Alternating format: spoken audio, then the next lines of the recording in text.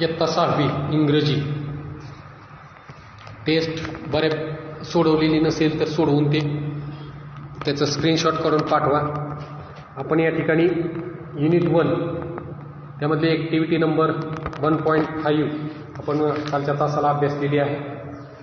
Navjot project, त्याचा project काय होता तोही या ठिकाणी आपण पाहिलेला आहे. आज या ठिकाणी 1.6 ग्रँडपा टेल्स स्टोरी. ग्रँडपा म्हणजे आजोबा, ग्रँडपा म्हणजे आजोबा, त्यांनी सांगितलेली story. Grandpa's tells story. Grandfather was telling a story to Ronak and his friends. Grandfather म्हणजे आजोबा, त्यांना ग्रँडपा असं म्हणतात. ग्रँडफादर आजोबा, आजोबांनी सांगितलेली स्टोरी कोणाला सांगितलेलं आहे? रोंक अँड हिज फ्रेंड्स, त्याचे मित्र यांना सांगितलेले आहे. ग्रँडपा संभाषण, कॉन्व्हर्सेशन दिले आणि पुढे जाऊन आपल्याला त्यांच्या काय स्टोरी सांगितलेली आहे ते अभ्यासायचं. त्यांचं संभाषण बघा. Once upon a time near the water's edge. एकेकाळी पाण्याच्या कडेला. Ronak, excuse me grandpa, what is an edge? Edge म्हणजे काय? कडा. त्यानं मध्येच प्रश्न विचारला, एज म्हणजे काय? Grandpa, my dear boy, allow me to complete this sentence. Grandpa काय म्हणतात? मला माझी स्टोरी वाक्य पूर्ण करू दे. Once upon a time a camel and a jackal lived by a river near the water's edge, and on the other side of the river there was a village with fields and farms.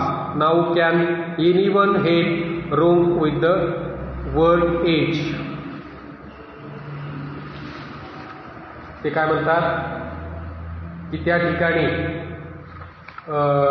जाण्यासाठी ते सांगतात की my dear boy, allow me complete this sentence, माझं वाक्य पूर्ण करू द्या. Once upon a time, एकेकाळी, a camel and jackal lived by a river near the water. एकेकाळी कॅमल म्हणजे उंट आणि जॅकेल दोघं जण नदीच्या कडेला राहत होते. नियर द वॉटर्स एज, नदीच्या काठावरती होते. नदीच्या काठावरती होते. त्याच्यानंतर पुढं काय वाक्य बघा. दुसरा विद्यार्थी काय बोलतोय? दुसरा विद्यार्थी सांगतोय, ईशान, त्याचं नाव काय आहे? Ishan. Let me guesses, it is the border or the line where one thing stops and another begins.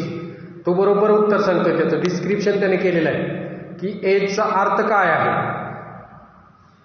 Is it the border म्हणजे शेवटचा भाग, बॉर्डर म्हणजे बांध म्हणतो आपण त्याला. Or the line where one thing tops म्हणजे एक गोष्ट किंवा एक वस्तू त्या ठिकाणी संपते आणि दुसरीची सुरुवात होते. त्याला काय म्हणायचं? ए कडा. ग्रँडपा, यू आर राईट, ते म्हणतात बरोबर आहे. Now the jackal was very clever. Jackal म्हणजे कोल्हा. वॉज व्हेरी क्लेवर, तो हुशार होता. He tried to play a trick on his friend camel. त्यानं काय केलं? त्यानं त्याचा मित्र कॅमल म्हणजे उंटाला ट्रिक करण्याचं, फसवण्याचं ठरवलं. हु वॉज हॅपीली मंचिंग अवे. आनंदानं ते काय करू लागले? जाऊ लागले. ग्रँडपा कुड यू, राधिका काय म्हणते? ग्रँडपा कुड you please repeat the last phrase. ती म्हणते की शेवटची phrase happily munching away he phrase पुन्हा वाचा किंवा सांगा. Grandpa, happily munching away. The camel was happily and slowly eating or munching away his food. तो उंट कसा आहे तर सावकाश खाणारा, सावकाश चालणारा अशा प्रकारचा आहे. Children, oh the jackal began to tempt him to go for a sugar cane treat. त्यानं ठरवलं की त्या ठिकाणी सशानं आणि उंटानं जायचं. कुठं? शुगर केन च्या शेतामध्ये, म्हणजे ऊसाच्या शेतामध्ये जायचं. Vidya, pardon grandpa, I didn't get the last words. Could you repeat those? Sugarcane treat. ग्रँडपा तो शब्द परत उच्चारतायत. Sugarcane treat. Vidya, sorry grandpa but I did not understand the phrase sugarcane treat. ते विचारते की मला शुगरकेन ट्रीट ही फ्रेज समजलेली नाही. Grandpa, a treat is something special that one enjoy. The jackal wanted the camel to go with him and him to the sugarcane field. Treat. The jackal wanted to camel. म्हणजे जॅकेलनं ठरवलं की उंटाला त्या शेतामध्ये घेऊन जायचं शुगरकेनच्या. Akshay, can I explain further? The jackal and the camel were going to eat and enjoy the sugarcane from the farmer's field. Can I explain further? मी याचं स्पष्टीकरण करू शकतो. The jackal and the camel were going. ते दोघं जण त्या ठिकाणी गेले. कुठं गेले? त्या शेतकऱ्याच्या ऊसामध्ये दोघं जण खाण्यासाठी गेलेले आहेत. राधिका काय म्हणते? Why everyone will enjoy a sugarcane treat? प्रत्येक जण त्या ह्याच्यामध्ये का जातो? Grandpa, yes you have understood the meaning of the treat. Treat म्हणजे काय? ऊस खाणे किंवा ऊस फोडणे.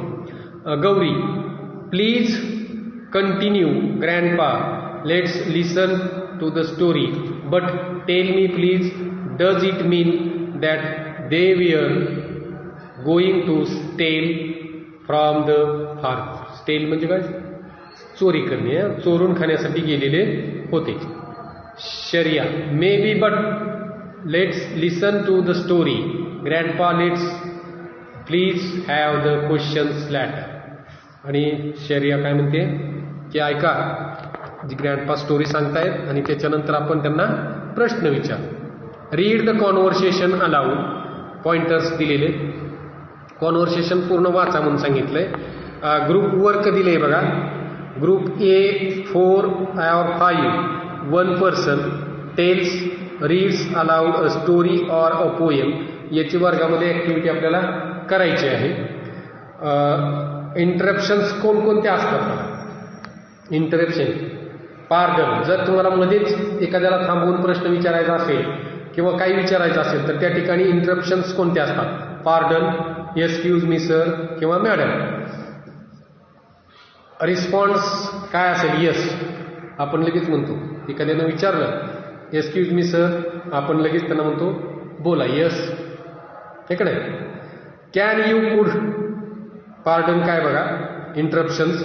कॅन यू, कुड you, repeat that please, will you please say that again. अशा पद्धतीचे दोन पार्डन्स आपण मध्येच इंटरप्शन करू शकतो. रिस्पॉन्स काय? Sure, certainly. अशा पद्धतीनं आपण कॉन्व्हर्सेशनमध्ये याचा उपयोग करू शकतो. Sorry but I did not get the last word sentence. Pardon. हे दिलेलं कॉन्व्हर्सेशन आहे ते तुम्हाला संभाषण कशा पद्धतीनं करायचं. एखादा व्यक्ती एखादी गोष्ट सांगत असेल तर मध्येच किंवा शिक्षक वर्गामध्ये शिकवत असतील तर तुम्ही त्यांच्याशी संभाषण करत असताना त्यावेळेस तुम्हाला काय करावं लागेल?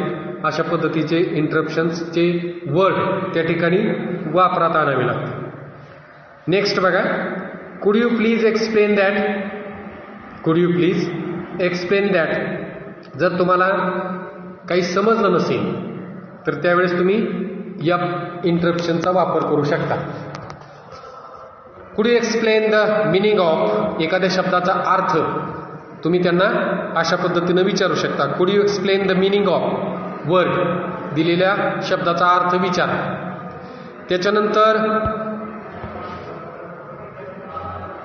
त्याच्यानंतरचा प्रश्न, excuse me, can I ask something. मी तुम्हाला काही विचारू शकतो का? अशा पद्धतीचा गो अहेड विचारू शकता. Go ahead. Excuse me, can I ask something, मी काही विचारू शकतो का. Go ahead. अशा प्रकारचं संभाषण किंवा एखादी व्यक्ती तुम्हाला काही महत्त्वाची माहिती सांगत असेल त्यावेळेस तुम्ही अशा प्रकारचं इंटरप्शन्स आणि तुम्हाला दिलेला प्रतिसाद हा कशा पद्धतीचा असतो हे या लाल चौकोनामध्ये आपण पान क्रमांक 19 वरती पाहिलेले आहे. त्याच्यानंतर पुढे बघा, grandpa's story. Grandpa's story. Tit for tat म्हणजे जशास तसे या ठिकाणी आपण पाहणार आहोत. Read grandpa's story aloud. पान क्रमांक आहे 20 पेजवरती बघा. टिट फॉर टॅट म्हणजे जशास तसे. ही गोष्ट आपण मराठीमध्ये अनेक वेळा ऐकलेली आहे. आता इंग्रजीमध्ये ती दिलेली आहे. टिट फॉर टॅट जशास तसे. वन्स अपॉन अ टाईम, एके वेळेस, a camel and a jackal lived by a river near the water's edge, and on the other side of the river there was a village with fields and farms. Camel and jackal lived by a river near the water's edge. पाण्याच्या किनाऱ्यावरती जॅकेल आणि camel राहत होता. There was a village. त्या ठिकाणी काय होतं, एक गाव होतं आणि गावाच्या बाजूला त्या ठिकाणी fields and farms शेती त्या ठिकाणी होत्या. The jackal was very clever. जॅकेल काय होता, क्लेवर म्हणजे हुशार होता. He tried to play a trick on his friend the camel. त्यानं त्याचा मित्र कॅमल याला फसवायचं ठरवलेलं. Who was happily munching away his food. त्यांचं जे आवडतं खाद्य ते खाण्यासाठी त्यांनी ठरवलेलं. Who was happily munching his food.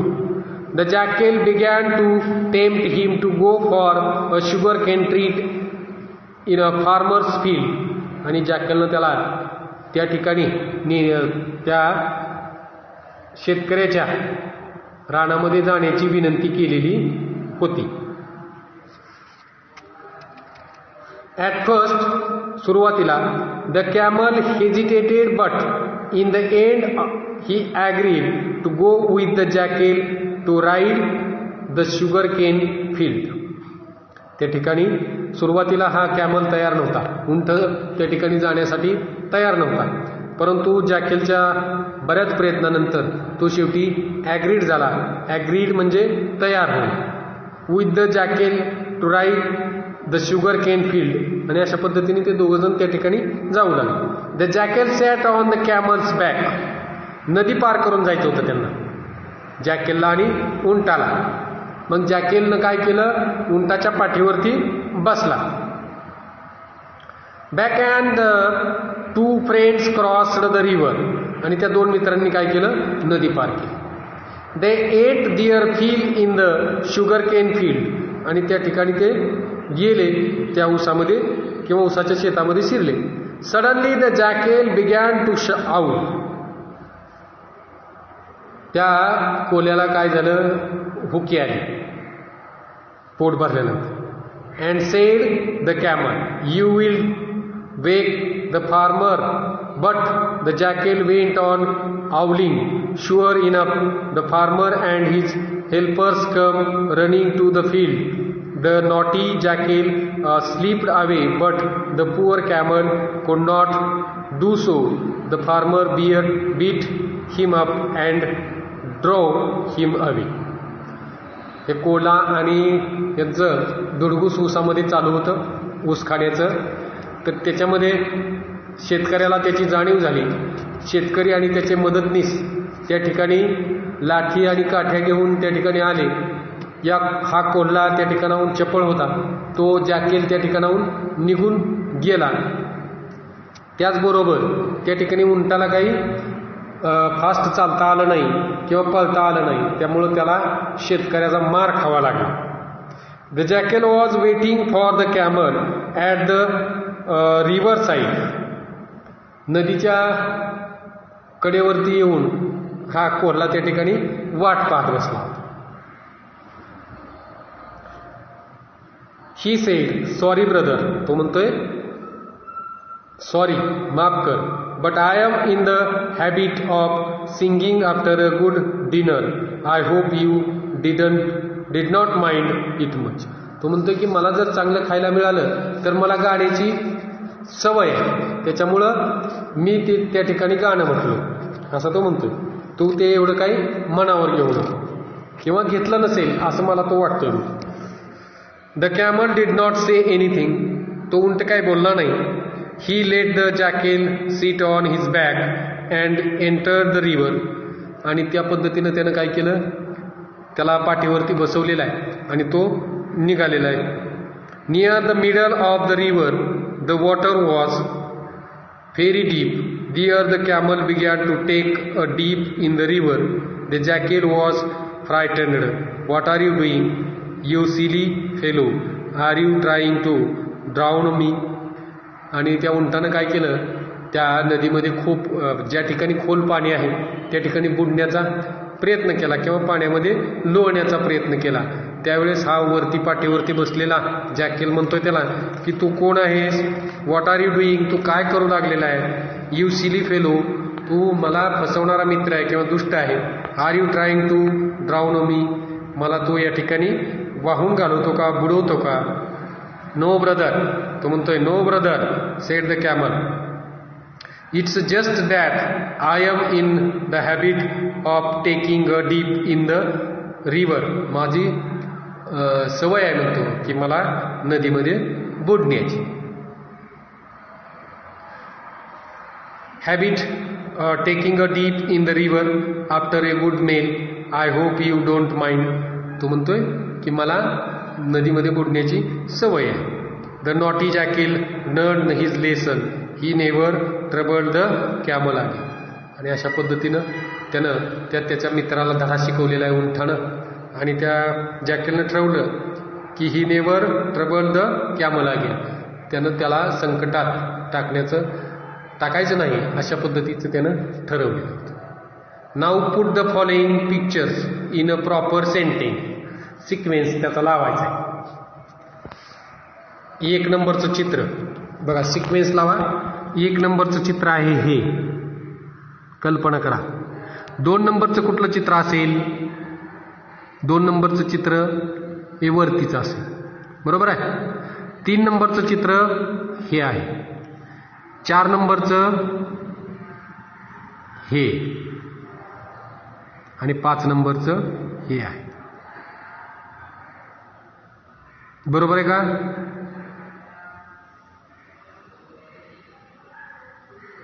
अशा पद्धतीनं सिक्वेन्स लावायचा. Copy and appropriate line or lines from the story for each of the pictures above. वरील पिक्चरसाठी काय करा, ॲप्रोप्रिएट लाईन तुम्ही काय करायच्या आहेत, शोधायच्या आहेत आणि लिहायच्या आहेत. Read the following words and then put them in the proper row in the table. Camel habit, jackal happiness, water grandpa, village friends, farmer, field helpers, time Radhika, trick stick आणि ट्रीट शुगर केन.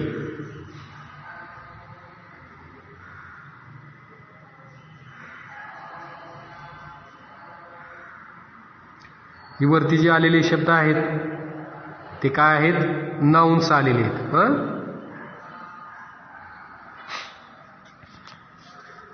अशा पद्धतीनं या ठिकाणी sentence board म्हटलंय बघा. या ठिकाणी काय म्हटलंय, using words in the neighbouring boxes try to make as many meaningful sentence. Meaningful sentence तयार करायचे आहेत. या ठिकाणी मिनिंगफुल सेंटेन्स तयार करत असताना बघा वरती दिलेलं आहे तुम्हाला, मिनिंगफुल सेंटेन्स तयार करायचा आहे. मिनिंगफुल सेंटेन्स बघा, पहिला जर चौकोनाचा विचार केला, डीड दे जम्प्ड डाऊन, तर याचं एक वाक्य आपण मिनिंगफुल तयार करू शकतो. दे did jump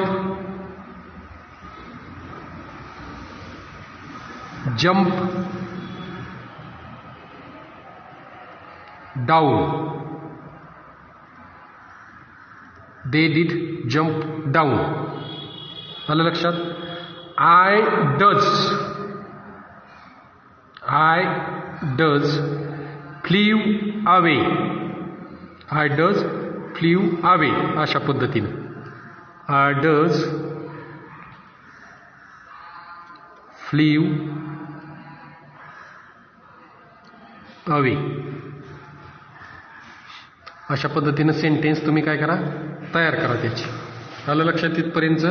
ठीक आहे. राहिलेला भाग पुढच्या तासाला आपण पाहणार आहोत.